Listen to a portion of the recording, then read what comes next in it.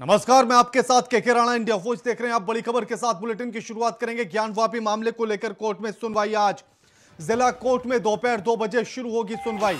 बड़ी खबर आपकी टीवी स्क्रीन पर। ज्ञानवापी मामले को लेकर कोर्ट में सुनवाई। ज्ञानवापी मामले में आज सुनवाई होनी है और जिला कोर्ट इस पर आज दोपहर 2 बजे सुनवाई करेगा। जिला जज डॉक्टर ए.के. विश्वेश कर रहे हैं मामले की सुनवाई। मुस्लिम पक्ष की ओर से 32 बिंदुओं पर दलील हो चुकी है। आज भी मुस्लिम पक्ष के वकील अपना पक्ष रखेंगे। अभी तक दलीलें दे चुके हैं मुस्लिम पक्ष के वकील अपने लगभग 32 बिंदुओं पर, और आज भी वो अपना पक्ष रखेंगे। आज लगभग 2 बजे से सुनवाई शुरू होगी, यानी कि 2 बजे का समय निर्धारित किया गया, तय किया गया कि ज्ञानवापी मामले पर 2 बजे सुनवाई होगी। ज्ञानवापी मामले पर आज भी होगी सुनवाई।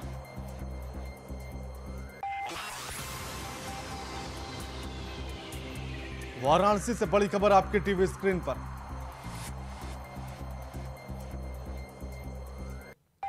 इस खबर पर हमारे साथ हमारे संवाददाता अभिषेक झा जुड़ गए हैं। अभिषेक, ज्ञानवापी मामले को लेकर आज भी सुनवाई होगी, क्या कुछ बिंदु अहम होंगे?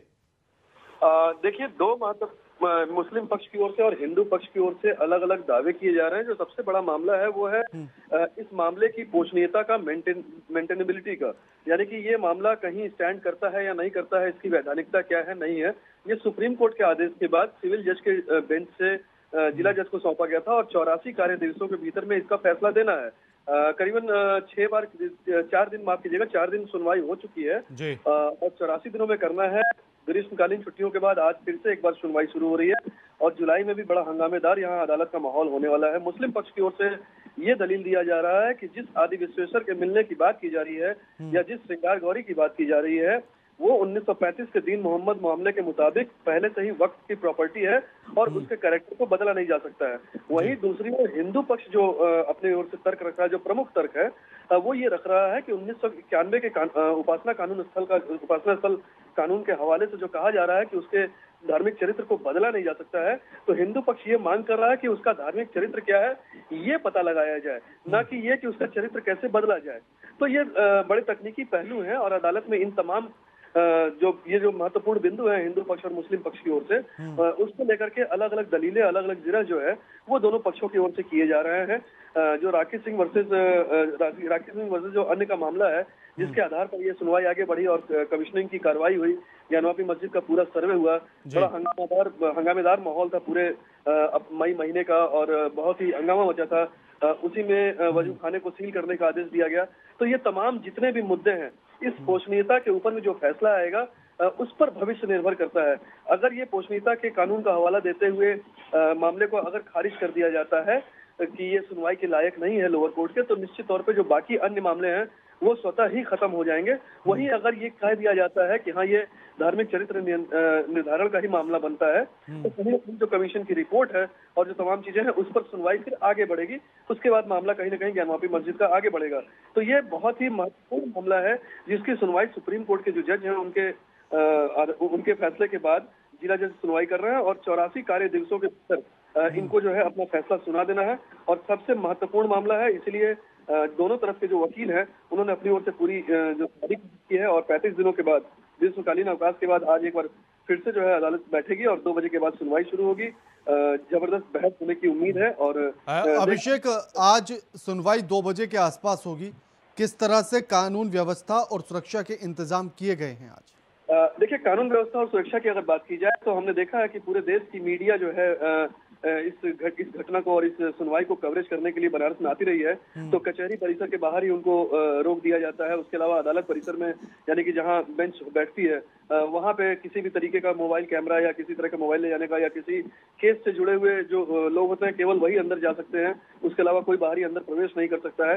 इसके अलावा अगर हमने बात करें कि जो मीडिया रिपोर्ट्स लीक हुई थी और जिसके बाद जो पूरा हंगामा मचा था, जिस शिवलिंग का मजाक उड़ाया गया और उसके बाद फिर नुपुर शर्मा ने जो बयान दिया था एक टीवी डिबेट के दौरान, जिसके बाद जिस तरीके से माहौल बना था, तो निश्चित तौर पे कमिश्नरेट पुलिस ने इसके तगड़ा इंतजाम किए हुए हैं, बहुत ही तगड़े बंदोबस्त किए हुए हैं कि किसी तरीके का कोई न्यूसेंस यहाँ पे क्रिएट ना हो सके और कोई माहौल ना खराब कर सके।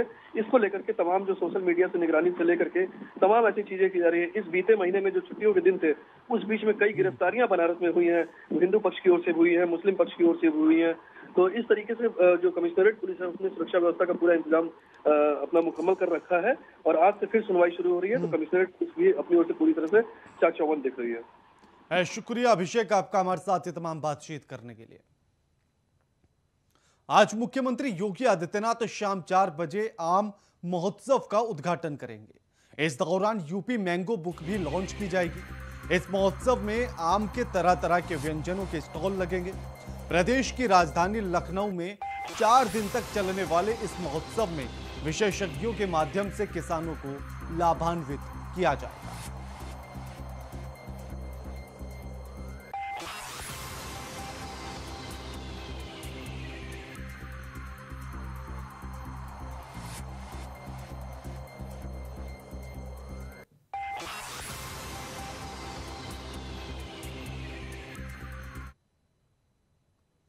प्रधानमंत्री नरेंद्र मोदी ने हैदराबाद में आयोजित बीजेपी की राष्ट्रीय कार्यकारिणी की बैठक को संबोधित किया है। तेलंगाना के अलग अलग जिलों से आए लोगों का पीएम मोदी ने धन्यवाद किया। उन्होंने कहा कि पिछले 8 सालों में हमने हर देशवासी के जीवन में सकारात्मक परिवर्तन लाने का प्रयास किया। पीएम ने कहा कि देश की महिलाओं को भी आज महसूस हो रहा है कि उनका जीवन आसान हुआ है। अब वो देश के विकास में अधिक योगदान दे सकती हैं।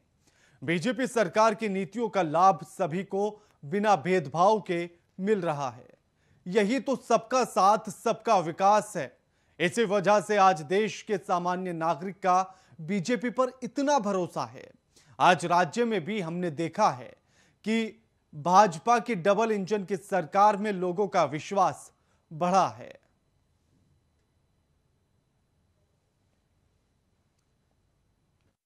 चौतरफा विकास भारतीय जनता पार्टी की पहली प्राथमिकताओं में से एक है। सबका साथ, सबका विकास, सबका विश्वास और सबका प्रयास के मंत्र पर चलते हुए हम तेलंगाना के विकास पर निरंतर प्रयास कर रहे हैं। भाइयों और बहनों, बीते 8 वर्षों में हमने हर भारतीय के जीवन में सकारात्मक परिवर्तन लाने का प्रयास किया है। देशवासियों का जीवन कैसे आसान हो, विकास का लाभ कैसे हर व्यक्ति, हर क्षेत्र तक पहुंचे, इसके लिए हमने निरंतर काम किया है। दशकों तक जो वंचित रहे, शोषित रहे, उनको भी राष्ट्रीय योजनाओं के माध्यम से हमने विकास में भागीदार बनाया है। यही कारण है कि गरीब, दलित, वंचित, पिछड़े, आदिवासी सभी को आज लगता है कि भाजपा सरकार उनकी आवश्यकताओं और आकांक्षाओं। और अब खबर बुलंदशहर से है, जहां पानी टैंकर से पिकअप के टकराने का मामला सामने आया। हादसे में अब तक 3 महिला मजदूरों की मौत हो गई है। बड़ी खबर और दुखद खबर आपके टीवी स्क्रीन पर। बुलंदशहर से यह खबर, जहां पानी के टैंकर और पिकअप आपस में टकरा गए हैं और जिसके चलते इस हादसे में अब तक 3 महिला मजदूरों की मौत हो गई है। 11 महिला मजदूर घायल बताई जा रही हैं। कई महिला मजदूरों को काफी गंभीर चोट आई है, यानी कि कई महिला मजदूरों की हालत गंभीर बताई जा रही है। मजदूरी कर घर लौट रही थी महिला मजदूर सभी घायलों को जिला अस्पताल में रेफर किया गया। इस खबर पर हमारे साथ हमारे संवाददाता वरुण जुड़ गए हैं। वरुण, एक पिकअप और पानी के टैंकर में टक्कर हुई, 3 महिलाओं की मौत, क्या कुछ पूरी जानकारी? जी बिल्कुल, बता दूं, बुलंदशहर के खुर्जा थाना क्षेत्र इलाके का मामला है, जहां पोल्ट्री उद्योग से कुछ महिला काम कर अपने घर महिंद्रा पिकअप गाड़ी में जा रही थी और उसी दौरान तेज महिंद्रा पिकअप कार पानी के टैंकर से जा टकराई, जिसमें 3 महिलाओं की तो मौके पर ही मौत हो गई, जबकि 8 लोग इसमें घायल हुए हैं। बताया जा रहा है टोटल 11 लोग इसमें सवार थे, कंडक्टर, ड्राइवर और एक अन्य साथी और 8 महिला, जिनमें से सभी घायलों को तत्काल पुलिस ने जिला अस्पताल में भर्ती कराया गया है, जिनमें से 2-3 महिलाओं की हालत गंभीर बताई जा रही है। फिलहाल पुलिस ने मृतकों का सब कब्जे में लेकर पोस्टमार्टम के लिए भेज दिया है। पुलिस पूरे मामले की जांच में जुटी है। वरुण, क्या जिन महिलाओं को गंभीर चोट आई है उनकी स्थिति कैसी है और क्या उन्हें कहीं रेफर किया गया, और जो बाकी और अन्य लोग घायल हैं उनकी स्थिति कैसी है? जी बिल्कुल, जो 8 लोग घायल हुए थे, जिनमें 3 महिला की हालत गंभीर बताई जा रही थी, उनको अलीगढ़ मेडिकल रेफर और मेरठ मेडिकल रेफर किया गया है। साथ ही जो 5 लोग और हैं उनकी हालत खतरे से बाहर बताई जा रही है, जिनको खुर्जा के अस्पताल और बुलंदशहर के जिला अस्पताल में भर्ती कराया गया है। फिलहाल पुलिस अब इस पूरे मामले की जांच में जुटी है। आखिर जो महिलाओं की मौत हो गई है, क्या उनके परिजनों को बता दिया गया? बिल्कुल, ये जो महिला थी, ये सारी 8 महिला जो पोल्ट्री उद्योग है यहाँ पर काम करती थी और बुलंदशहर की तरफ ये रहने वाली थी। मौत की जैसे इनका एक्सीडेंट में मौत हुई, तत्काल इनके परिवार को सूचना दी गई और मौके पर एडीएम, प्रशासन, एसडीएम, सीओ आला अधिकारी मौके पर पहुंचे हैं और परिवार को सूचना दी गई है। साथ ही सरकार द्वारा सड़क हादसे को संज्ञान में लिया गया है और इनको उचित मुआवजे देने की भी बात की गई है। शुक्रिया वरुण, आपका हमारे साथ ये तमाम बातचीत करने के लिए। अब खबर कानपुर से है, जहां गोकशों और पुलिस टीम के बीच मुठभेड़ हुई है। गोकश ने पुलिस टीम पर फायरिंग की है और पुलिस की जवाबी फायरिंग में गोकश घायल हो गए हैं। इंस्पेक्टर घाटमपुर एके सिंह को गोली लगी है। तस्वीर आपकी टीवी स्क्रीन पर है पुलिस इंस्पेक्टर की। घाटम मूसा नगर रोड पर यह मुठभेड़ हुई है। पुलिस और गो तस्करों के बीच ये मुठभेड़, और जिसमें पुलिस की टीम पर इन गोकशों ने हमला किया, फायरिंग की, और जिसके बाद पुलिस ने जवाबी फायरिंग की और जिसके चलते एक पुलिसकर्मी भी इसमें घायल हो गया है। ललितपुर में पुलिस अधीक्षक निखिल पाठक के कुशल निर्देश पर जनपद में अवैध शराब के खिलाफ बड़ी कार्रवाई की गई है। इस दौरान ललितपुर पुलिस और आबकारी विभाग ने छापेमार कार्रवाई की। आपको बता दें कि पुलिस ने ग्राम मऊ माफी कबूतरा डेरा पर दबिश देकर मौके से 350 लीटर कच्ची शराब बरामद की है और 5000 लीटर लहन और शराब बनाने के उपकरणों को नष्ट किया गया। इसी के साथ 3 अभियुक्तों को मौके से गिरफ्तार किया गया। पुलिस क्षेत्राधिकारी सदर फूलचंद्र के नेतृत्व में शराब माफियाओं पर यह बड़ी कार्रवाई की गई है। आज दिनांक 3/7/22 को आबकारी इंस्पेक्टर कोतवाली सदर मय फोर्स के साथ ग्राम मऊ माफी में कबूतरा डेरा पर दबिश दी गई। दबिश के दौरान 350 लीटर कच्ची शराब बरामद की गई।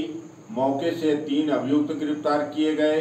मौके पर 5000 लीटर लहन नष्ट किया गया। शराब बनाने के उपकरण को नष्ट किया गया। अभियुक्त के खिलाफ में मुकदमा पंजीकृत करके विधिक कार्रवाई की जा रही है। मुजफ्फरनगर जनपद के शाहपुर थाना इलाके में एक 16 वर्षीय नाबालिग युवती के साथ उसके प्रेमी ने शादी का झांसा देकर शारीरिक शोषण किया। आपको बता दें कि आरोपी प्रेमी ने शादी का झांसा देकर 1 साल तक नाबालिग के साथ शारीरिक शोषण करता रहा। वहीं युवती के 5 माह की गर्भवती हो जाने पर आरोपी ने पीड़ित नाबालिग का अबॉर्शन करवा दिया और शादी करने से साफ इनकार कर दिया, जिसके बाद पीड़िता ने इंसाफ के लिए पुलिस में गुहार लगाई।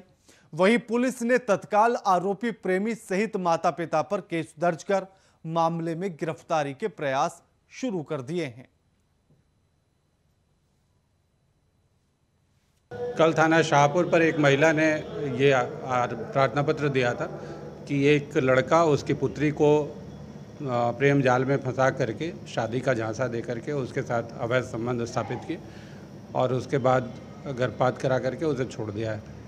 इसमें तत्काल अभियोग पंजीकृत कर लिया गया है। लड़की का मेडिकल कराया जा रहा है। 161, 164 की कार्रवाई की जा रही है। अभियुक्त को गिरफ्तारी के लिए समग्र प्रयास किए जा रहे हैं। आशा है कि अतिशीघ्र अभियुक्त की गिरफ्तारी करें। बिजनौर में 12 सितंबर 2014 को बम धमाके के सिलसिले में 5 आरोपियों को राजधानी स्थित एनआईए की विशेष अदालत में सजा सुनाई गई। अदालत ने धमाके की साजिश में शामिल सिमी के सदस्यों को दोषी करार देते हुए 7 साल का कारावास और जुर्माने की सजा सुनाई है।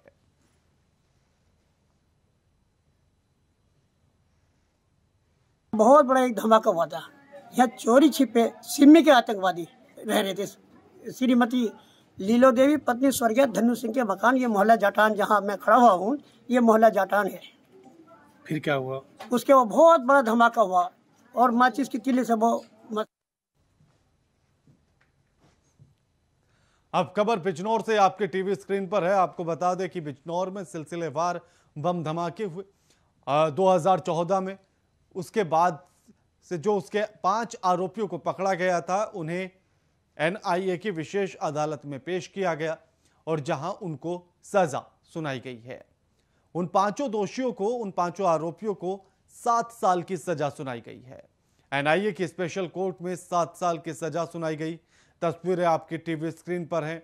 साथ ही आपको बता दें कि 12 सितंबर 2014 की ये घटना और उसके बाद लगातार धरपकड़ जारी, जिसके बाद 5 आरोपियों को गिरफ्तार किया गया और 2014 से आकर 2022 में जब अब हम खड़े हैं तब उनको सजा होती है।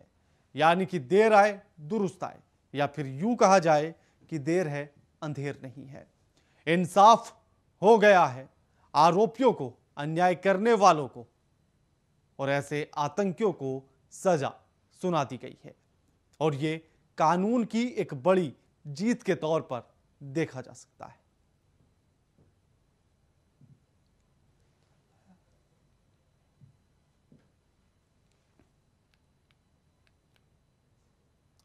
उन्नाव में आजादी के अमृत महोत्सव में को आम जन से जोड़ने हेतु उत्तर प्रदेश के मुख्यमंत्री योगी आदित्यनाथ के द्वारा प्रदेश भर में 11 से 17 अगस्त के बीच हर घर तिरंगा अभियान चलाया जा रहा है।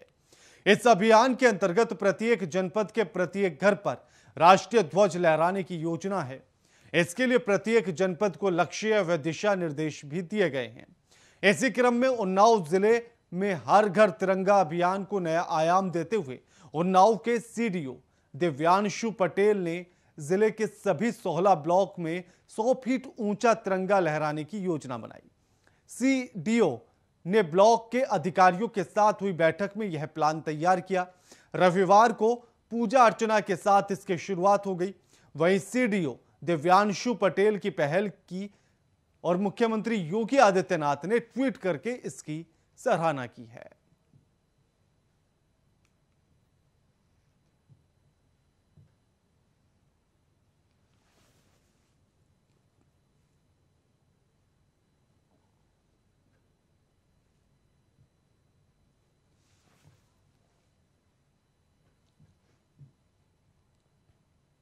मुजफ्फरनगर शाहपुर कस्बे के पीठ मैदान में राष्ट्रीय लोकदल की युवा महापंचायत में आरएलडी के राष्ट्रीय अध्यक्ष जयंत ने कहा कि अग्निपथ योजना को हम स्वीकार नहीं करते हैं, जनता स्वीकार नहीं करती है।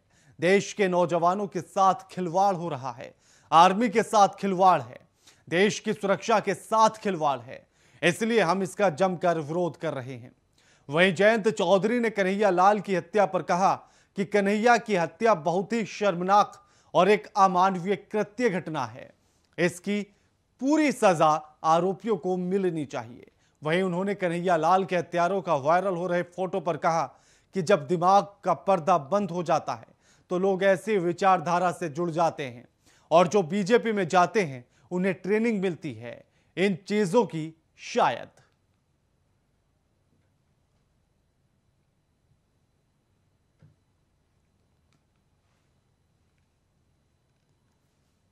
इसलिए हम इसका जमकर विरोध कर रहे हैं। लगातार युवा पंचायत हमने देखी है, कार्यक्रम कर रहे हैं। पीछे का मोबाइल क्या लगता है आप विरोध भी कर रहे हैं, लेकिन जो सरकार है अपनी पड़ी हुई है, अब अग्निपथ योजना थी, उससे पहले भी किसान आंदोलन भी हुआ था, क्या लगता है? देखिए सरकार दिखावा करती है, असल में सरकार को भी संवेदनशील रहना पड़ता है। जो भी जनता में चीजें चल रही है और आगे बढ़ेगा और विरोध आगे बढ़ेगा तो सरकार तक वो बात जाएगा, मैसेज जाएगा और सरकार को उससे फिर सुनना भी पड़ेगा। लोकतंत्र है देश में, हिटलर से ही नहीं चलेंगे। इसलिए जो फैसले अगर बंद कमरे में लिए जा रहे हैं, जिनको समाज स्वीकार नहीं कर रहा, उन फैसलों को सरकार को बदलना ही पड़ेगा। इसलिए हम इसका जमकर विरोध।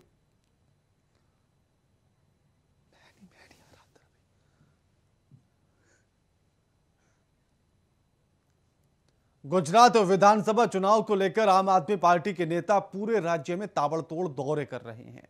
इस बीच पार्टी के संयोजक अरविंद केजरीवाल 2 दिन के गुजरात के दौरे पर हैं। चूंकि इस साल के अंत में गुजरात में विधानसभा चुनाव होने जा रहे हैं, ऐसे में सभी राजनीतिक दल अपना अपना सर्वश्रेष्ठ प्रदर्शन करना चाहते हैं। ऐसे में आपके संयोजक और दिल्ली के मुख्यमंत्री अरविंद केजरीवाल एक भी मौका छोड़ना नहीं चाहते। अरविंद केजरीवाल अहमदाबाद हवाई अड्डे पर उतरे और शहर के नरोड़ा के नवनियुक्त कार्यकर्ताओं को पद और गोपनीयता की शपथ दिलाई। फिर वह कार्यकर्ताओं के साथ बैठक कर चुनावी रणनीति पर चर्चा की गई।